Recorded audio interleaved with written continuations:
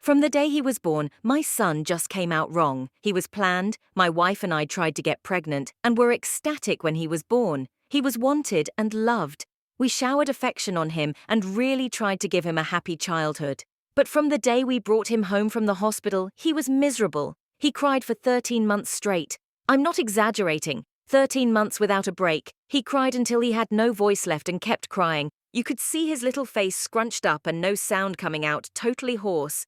There were times he would literally be crying in his sleep. I've never seen or heard of any other kid able to do that.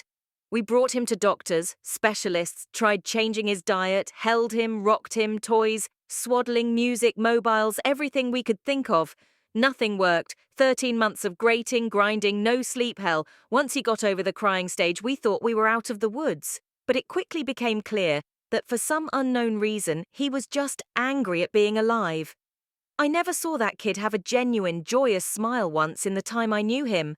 I saw him grin a vicious, horrible grin many times, taking a perverse pleasure from causing pain or suffering or breaking a rule. But a smile from real pleasure at something nice? No, never. Not once. He had no interest in anything positive. He was fueled by hate, and everything he did was bent toward that. As soon as he could walk, his mission in life was to destroy things. He would break or try to break anything that came in his range, smash it, chew it, throw it in the toilet, whatever he could. After a while, he figured out how to get his diaper off and took great pleasure in shitting and pissing anywhere he could. After a while, he figured out he could hide it and started pissing and shitting in places we wouldn't find right away, grinding it into carpets, making it even more of a problem to clean and making the house stink. When he got older, ages 9, 15, he would piss and shit in our bed until we got a lock on our door and he wasn't able to get in anymore. Then he'd just take a dump in the hallway in front of our room. That biological warfare started around 2.5 years old and he never grew out of it. I'll try to speed it up as I could literally go on for days about this stuff, but as he grew older, he became more and more unmanageable. He would bite, kick, scream, scratch and spit at anyone trying to do anything with him.